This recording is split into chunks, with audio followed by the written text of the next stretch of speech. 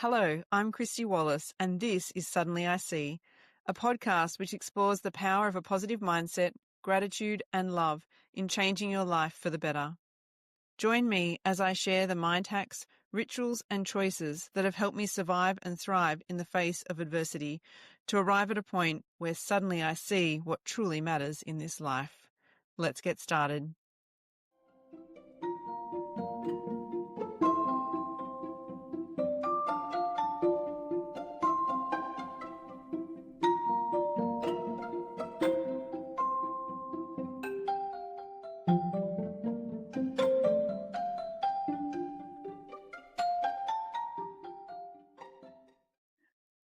Hey everybody, welcome to episode 15. Here we go again. I have to be honest with this episode. I've known it's coming for a couple of weeks now, and on my morning walk I start prepping maybe what things to cover in each episode. And this one's making me do some deep breaths because it's heavy again, and I think it's more recent times where our story began was so many years ago now, whereas now we're in this. It's November, say 2021, so not that long ago. The other thing I'm finding challenging in recording this episode, to be honest, is that we're off for MRI tomorrow as well to Sydney. So whenever you're talking about MRIs, it's always a stressful time, as much as you can feel good and confident in going into it. When you've had examples in your life a few times where the MRI results haven't been great, it's always a really challenging time. So I'm kind of on the precipice of doing that again and heading to Sydney too. So there's a lot coming into this episode and recording it, but it's a really important one because I think it gives people insight into what it's like living with a child who has cancer. So let's go. So if I take you back to November 2021, this is where a few of those timelines from the last couple of episodes converge. So we just had baby Alex in September, so he's now a couple of months old. Paddy has been doing orientation for school, so working a lot with his teacher from Guide Dogs, who's been teaching him cane skills and memorizing how to get into the school. So how to navigate the new space that he'll be entering, as well as, scheduled orientation with his peers. So all of these great things are happening and going on. And we had an MRI in November as well that year. But the results for that MRI made our world stop again for a second time.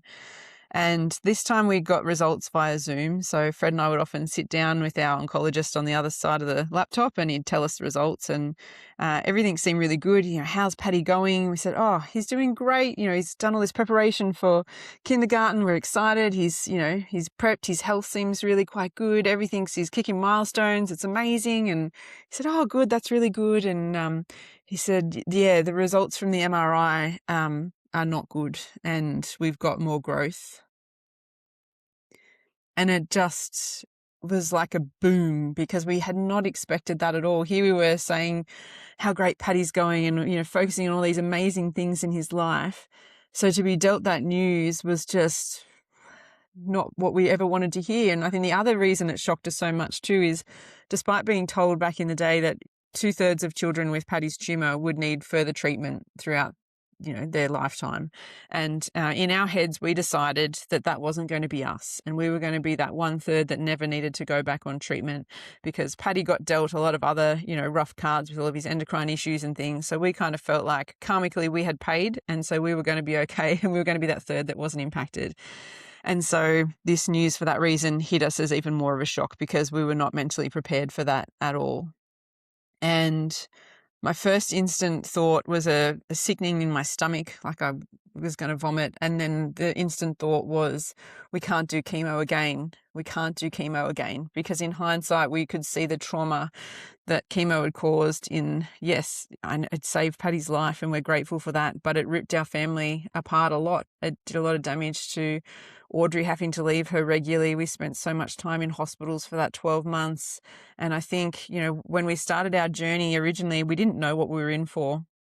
And that's why relapse for me feels so much harder because suddenly you know what you're signing up for and you don't want to sign up for that because it's horrible and it's really hard on everybody involved. And that news just decimated me in a big way and Fred as well. And to his credit, our oncologist, as always, he never just gives you bad news. He's already got plan B ready for you. And I love that so much about him, because we always say, and sadly we met families on the journey that didn't have that opportunity, but while we still have a treatment, we still have options, we have hope.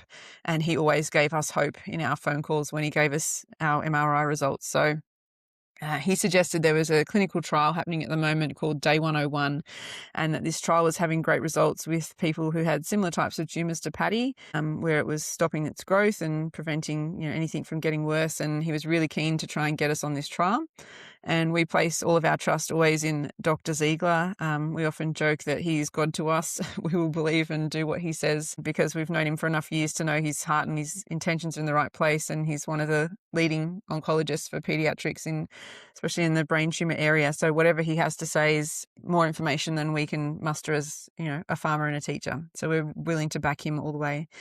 And so what began then after that was this trying to get access onto the trial. So it started with a heap of blood tests to make sure you need to fit in certain parameters for trials, which is really important for them. I guess they're trying to monitor things and keep consistency, so it's important.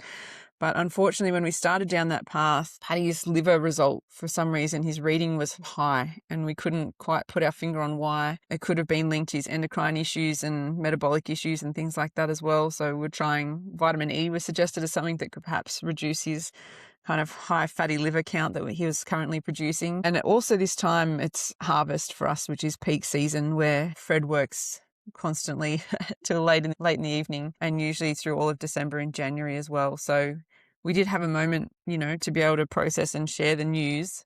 But a lot of this waiting and trying to get him on trials and constant blood testing was happening while we were also in peak season, and Fred was quite busy with harvest. And we did get some helpers in and some friends that came in to help harvest to get it done quicker, because we were basically just waiting for the right blood test, and then we'd be straight to Sydney to start this trial. So it was a really high anxiety situation, but also, Christmas and all the chaos that comes with that too. It was a heavy period in our lives. And the other thing is that this time too, I was no longer on medication for anxiety. So I spent 12 months basically on medication, and then found that some of the side effects associated with it were things I didn't want to live with long term. And so under the guidance of my GP, I'd weaned myself off my anti-anxiety medication and was keeping myself regulated just through a variety of different techniques, breathing, mindfulness, regular movement of my body and exercise, making sure I was eating well, journaling. I had so many strategies, and all of those things were keeping me pretty level-headed. But it also meant that when I got the news of this relapse, I felt every single emotion at full force, because I no longer had medication to help buffer me with some of that. So it was a lot, and it was really heavy. And, the other thought running through my mind at the time was, here's this kid that's about to start kindergarten, and all you want for your kid is just to be normal, to be like everybody else. We'd done so much work to prep him for this moment, and now he's about to start kindy and about to start treatment again. And it just felt so cruel and unfair. It really did. And, I fell into a victim with that mindset for sure. And I think, I'm all about positive mindset too, but sometimes you got to just grieve the fact that you feel like you've been dudded in life. Not necessarily me, but, feeling that for Patty, really, that this kid deserves a positive experience to just start school like everybody else. And instead he's been dealt another curveball. And that was really hard to process and to follow. So after spending basically through to February, realizing that we couldn't get Patty's blood count to show what it needed to show, they decided we need to stop trying to get on the clinical trial. And instead we were going to start a drug called trametinib, which was an immune therapy. So super grateful that we weren't going to go back on chemo, which was my biggest fear. So we were lucky that we had a treatment option as well. And there were other families that we knew of that were on trametinib, and it was keeping their tumours at bay too. So it was, definitely a great option. It was just that the trial drug was, the new thing and presenting perhaps better results. And so that's why that was number one option for us. But in lieu of that, we had trametinib, and our one request to the oncology team was, can we please just let this kid have his first week at school before we talk about starting treatment, because he needed that. As his parents, we needed that. We just needed to feel normal. And starting kindergarten was in itself such an incredible milestone, as it is for any of your children. I think as parents, it makes you really stop and reflect, on the years you've spent with them? Have you done enough? You know, it's that release moment, isn't it, where you throw the bird into the air and hope they fly. And so, you know, it comes with so many emotions. I remember bawling just when Audrey started because she was my first, and, you know, you're just so critical of yourself as a parent, I think, and kindergarten really gives you that little moment of reflection and brings a lot to the surface. So you can imagine with what we'd been through with Paddy and the 5 years of trying to really hit as many therapies as we could and make sure he didn't start too far behind his peers. There was a lot that went into this milestone moment for Paddy. And it was a beautiful day, his first day of kindergarten. We walked him through the gates of the school. He had his little cane. He'd learned the route, so he was able to do it, you know, independently while we walked with him, and had photos like all his peers, first day of kindy, and all of the highlights. It was just incredible. And we were so proud of him. So proud. You know, I think until we were parents of a child with a disability, you don't know how much time and energy and love goes into that milestone moment when they first enter school. And I try now to go out of my way, if I know any other parent whose child's starting kinder, to just send them a little message on that day and make sure they take a moment to stop and reflect and be proud of what they've done for their child, because it's not an easy path. But my God, it's rewarding. It really is. And I came home after we dropped Paddy off, and we had obviously little Alex with us as well. So I remember just sitting on the lounge and giving Alex a hug and just crying again. I do a lot of crying, don't I? But it's healthy. You got to get it out. And just also thinking of all the incredible people that helped us to get to that day. It's never just, you know, us walking Paddy through the door. It's again that moment where you picture that entire team of 100 or so people walking behind you, supporting you to get to that milestone, and just being so proud of him, so proud of us for persevering on the days that we didn't really want to push through, but we knew the end goal was worth it. And it was a beautiful day for him and for us as well. And then a week later, off we went to Sydney to start immunotherapy. Paddy, as always, takes everything in his stride. That kid so rarely complains about the big things. Might be a little thing that drives him nuts, and he'll let you know about that. But for the big blows that Paddy has dealt in life, he never once complains. He just goes about it. And this was going to be no different. And we were so lucky that trametinib in itself as a drug was really well tolerated by Paddy. The only side effect it had was bleaching his hair slightly. So it turned it kind of like a blondie white, but more blonde in this case, and really a few little skin irritations, but nothing extreme. He tolerated it beautifully, and it meant that while he was on treatment, it nearly felt like we weren't, because for us, treatment before was, as I said, so excruciating to go through, and such a big burden on our family, whereas this was a couple of tablets every week. So it kind of felt like cheating in a way. And we didn't think it was knocking Paddy too much energetically. In hindsight, we'd look back and say, yeah, he was probably a bit more fatigued than if he had not been on treatment. But he still persevered through every day with the support of his amazing team at our school as well. And we continued on with life, really. As I said, forgetting nearly that we were on treatment. And we had a couple of MRIs throughout that year and everything seemed stable. So we just got on with life. And until we got to December, when we had another MRI. And on this same day, I remember it was quite stressful because Paddy, for some reason, had just had this like collapse in the bathroom that morning. He was just going to the toilet and I'd gone in with him, and as he was coming out of the toilet, he just kind of collapsed in my arms. And I thought, oh, this isn't normal. What's going on? You know, we didn't know if he was getting unwell, so we thought we probably need to give him a stress dose. Something's not quite right with Paddy. We're going to keep him home today. So Audrey went to the bus and Paddy stayed home with us. And I remember he was laying on the lounge with blankets on and stuff, but still awake, but just resting.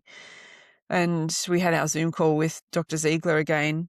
And he said, yet again, I'm really sorry to tell you, but the tumour's grown again, and it's grown significantly. And this was so scary because the first relapse was hard, but we knew he wasn't on treatment, so it made sense, right, that something could grow. But when you've just done nearly 12 months on a medication that's meant to be keeping your child's tumour stable, and it's growing, and not only growing, but growing significantly, then you think, we're in trouble here. Because if that's not working, what if we don't have more options? What do we do now? And it was another one of those just feeling utterly sick, but also conscious that now Paddy's in the room next door hearing this. It's not necessarily us that's going to break this news to him. He could have already just heard what Dr. Ziegler said. And so we were really keen to make sure that in whatever we said next wasn't too alarming. We kind of felt we had to mask a little bit what we were feeling because we didn't want to upset Paddy as well. We wanted to protect him a bit from that information and give him our narrative on that, not our fear-based one, which was currently what was rising up in both Fred and I at the time. And it was interesting because Fred wasn't really going to stay because our MRI results are just, off we go, everything's stable. And it was just at the last minute, I said, oh, do you want to just stay with us? I think because, Paddy had collapsed, there's a bit going on. He thought, I'll stick around and support Kristy, but we should be fine. So this came as a complete utter blow again, really devastating. And the interesting thing that came out of this is like, so what do we do next, Dr. Ziegler, And he said, well, interestingly, because we have blood tests every time we have an MRI as well, Paddy's blood tests mean his liver is now at the counts we need to get him on the trial. It's like, you've got to be joking. Like, we tried for months testing this kid every week, basically for bloods, trying to fit him in a box to fit on this trial. Now we've stopped trying and now he meets the criteria. But, what a Hail Mary. We're like, this is great. We can finally get on the trial. So instantly that fear of what are we going to do? We might not have an option was dissipated because we knew we've got this option here. So it's going to be okay. And then he said, leave it with me.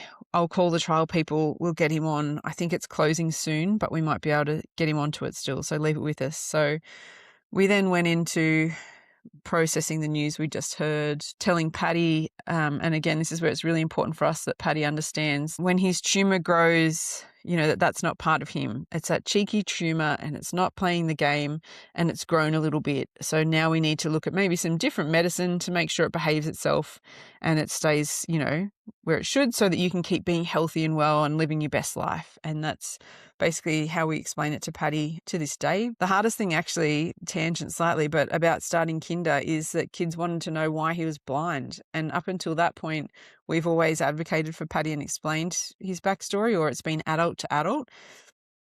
And when you hear your 5-year-old tell people, I'm blind because I had a brain tumour, my gosh, it's so hard to hear that. Even though you know it, I've known that truth for years, but when you hear him actually articulate it himself, something in you just catches, like, oh. And so we knew he needed a story that could be digested because there were probably going to be other people now. He'd done a year at kindy, had friends at school, and, he needed to be able to share what was going on for him as well in a way that was child appropriate. And so there's a lot of levels to this. It's not just parents processing what's happening. It's also trying to share that with your children, trying to tell Audrey when she came home. That was hard because, this is a second relapse. She's been through this once with us as well, but she still remembered what it was like to be left, and to this day still has, struggles when we go to Sydney for trips because we've just done it so consistently in her life.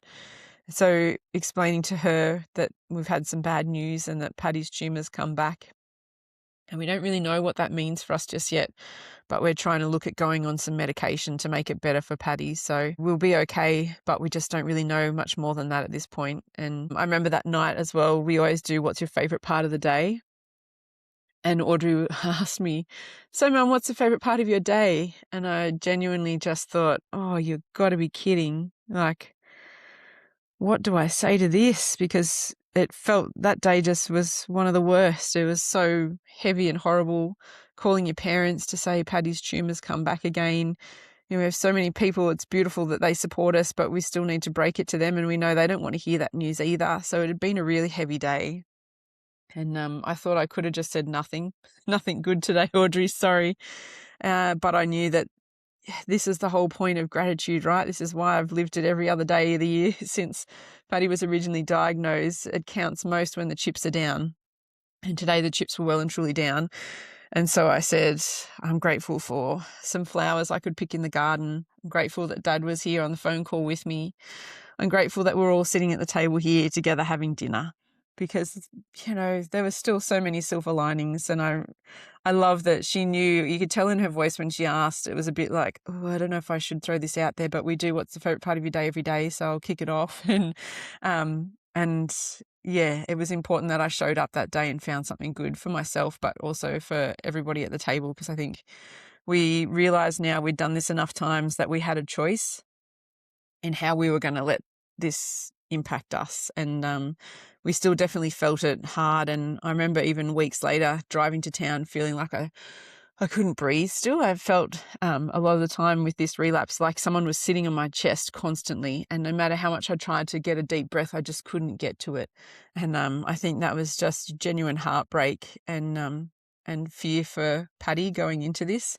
And what followed was tricky news. A week later, the oncologist called to say the clinical trials just closed.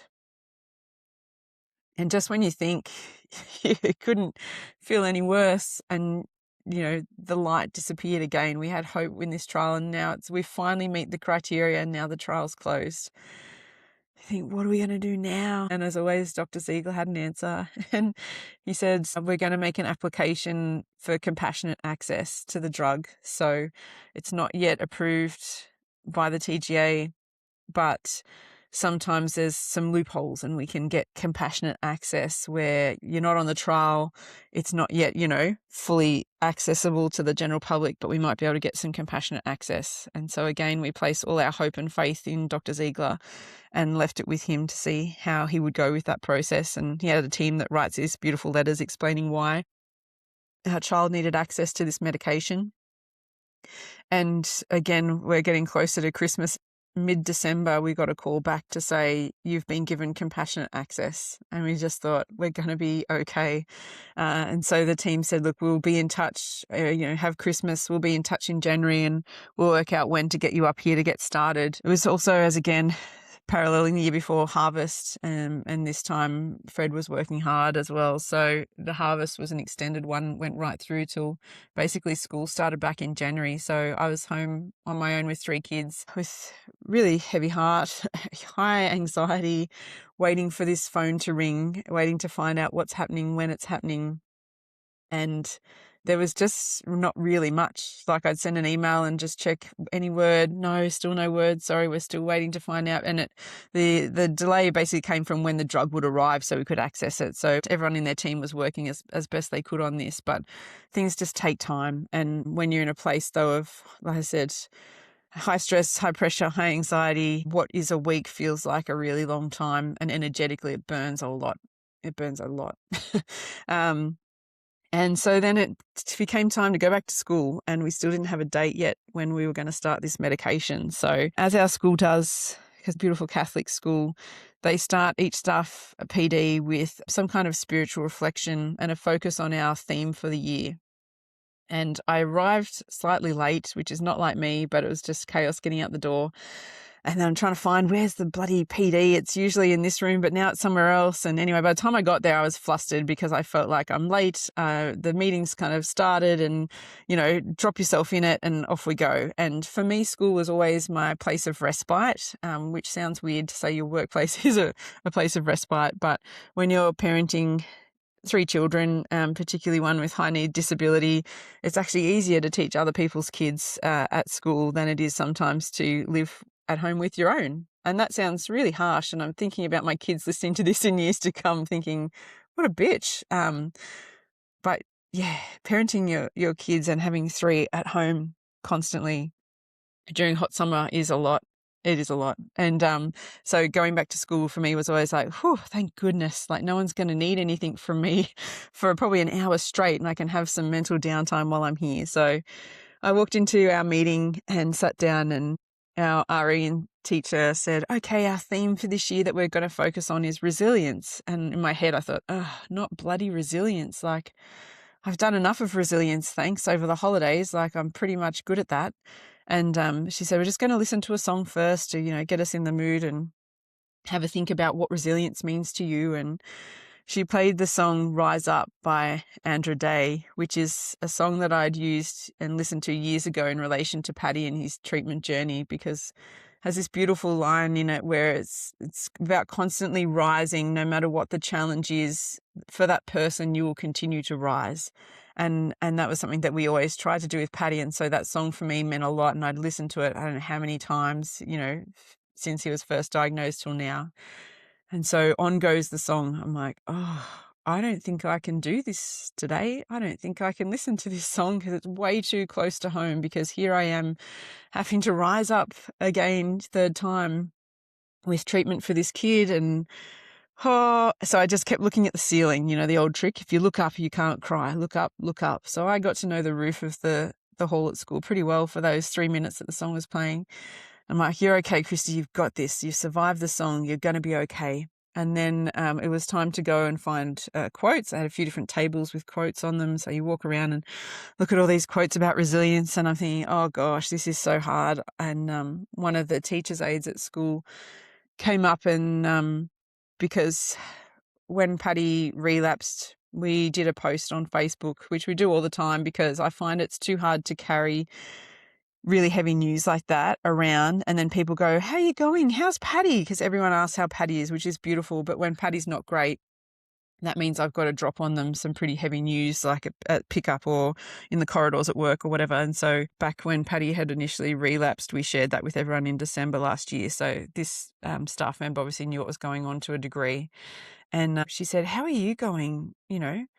And in a genuine way that wasn't just a flippant. And I said, yeah, I'm not real good actually. And I thought, I've got to get out of this place. I can't stay in this room any longer. Like the waves just keep coming at me, and I honestly cannot sit here for a second any longer. And it became a real actual fight, flight, anxiety moment where I was frantically find the exit, get out of there. And in my haste to leave, I'd actually left, I think, my Chromebook and my water bottle and everything else there because I just had to get out and I just had to run. And so I walked out into open space into our quad, and I couldn't stop the tears anymore. And it just came as this huge wave right over me, and it turned into nearly an anxiety attack where I couldn't actually breathe. I couldn't get air in, and I was crying so hysterically. But I just needed to get out of there, but I didn't know where to run to because I was meant to be at school and I'm a rule follower. So that's really hard when you're that type of personality too. And so I just headed inside to the staff room, and then I'd gone to the toilet. So I was like, just give yourself a minute in the toilet instead and have a break. So I did that. And when I came out, one of, not the same teacher's aide, a different one who worked with Paddy, came out and she's like, oh, are you okay? And I was like, no. And she's not a hugger, but to her credit, she was like, do you need a hug? I thought, yeah, I bloody do. I'm sorry, but I do.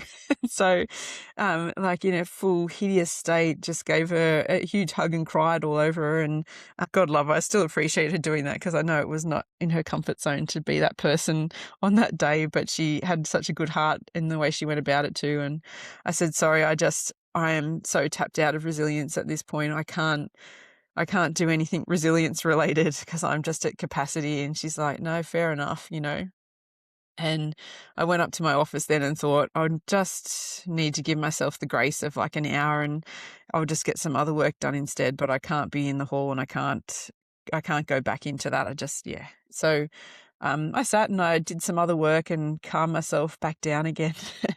And then the RE teacher came and found me and she said, I am so sorry. I said, no, look, it's not your fault. Like, it's not, you put together a beautiful morning and, any other day of the week that probably would have been fine. But I just, I've spent my entire holidays now waiting for this phone call to get Paddy onto treatment and just in such fear of what happens, why is this taking so long? Every week we're not on treatments, another week this tumour could be growing. And so it was a really huge fear-based reaction. And so I'd always people knew that Paddy had his, tumour and treatment and MRIs every 3 months, so I need to take a day off for that. So people were aware in our staff room, but I'd never actually let my guard down that much to just have to be so emotional in front of colleagues.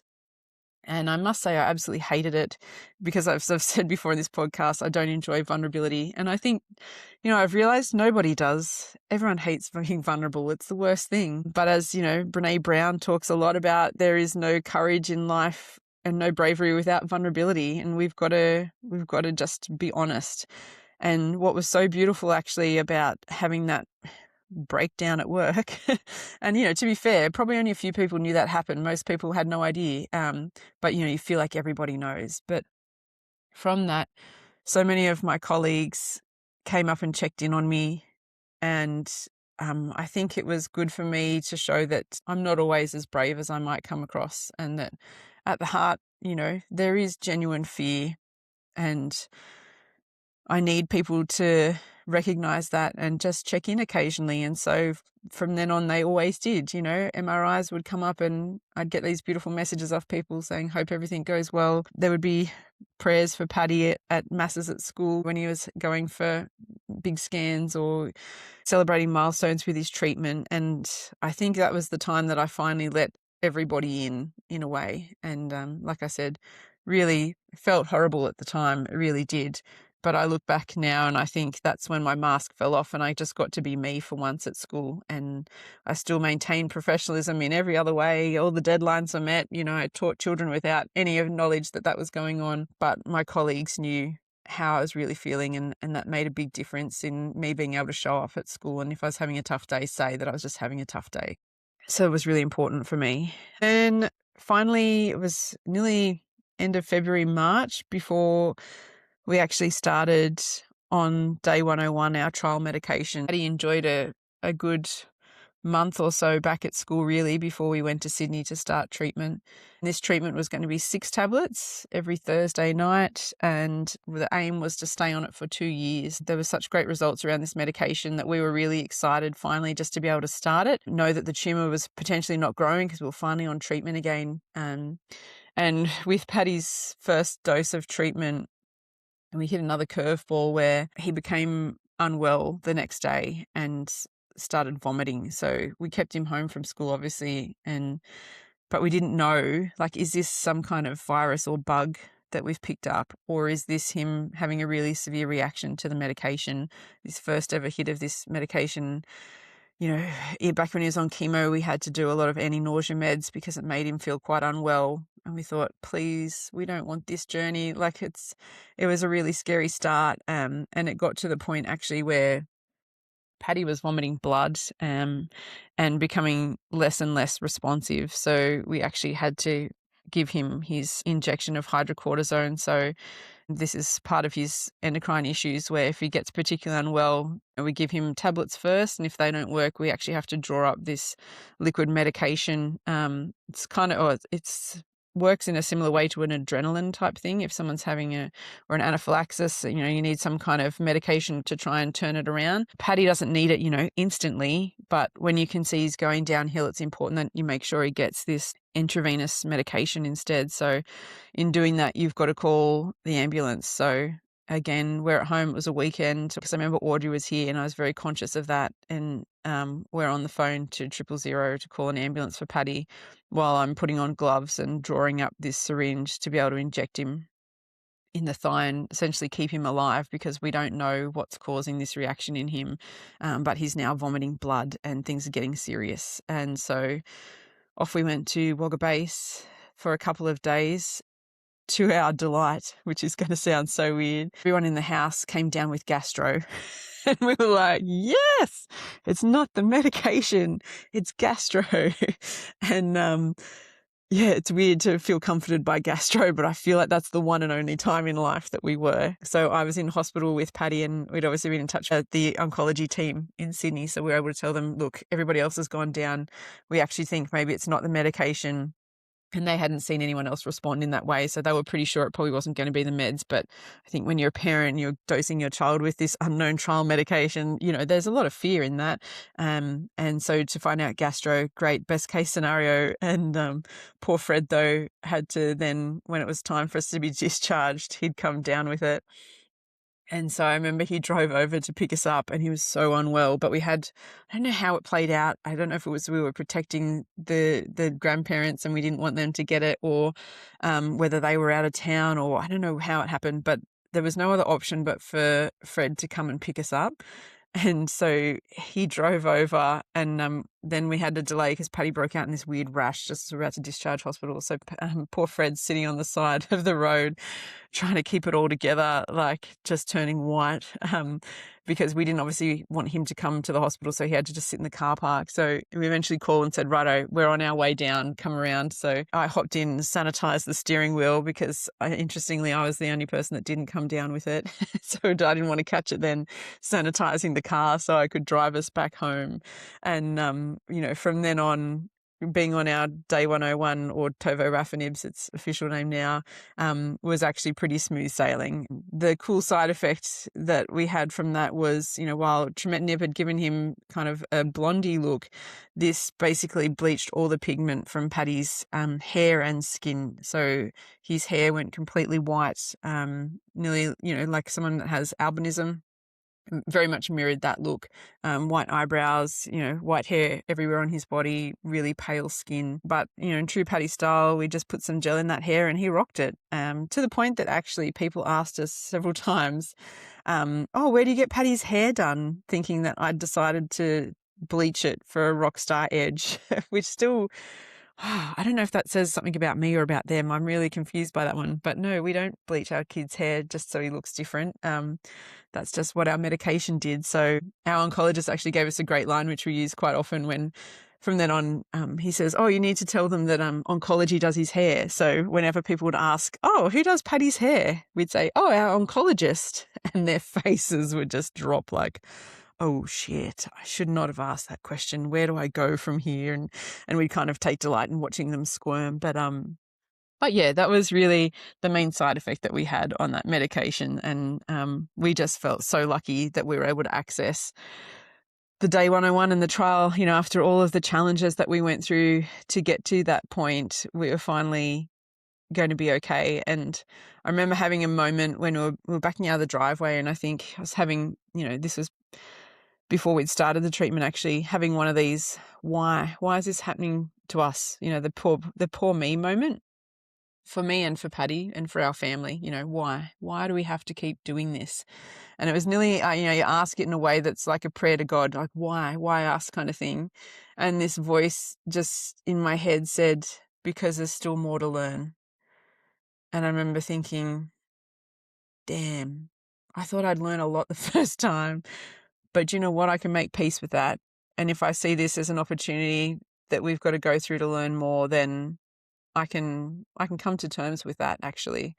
And that was a really important mindset shift for me going forward on our journey with Paddy and his treatment. So, okay, let's get some takeaways for this episode. First and foremost, modern medicine is amazing.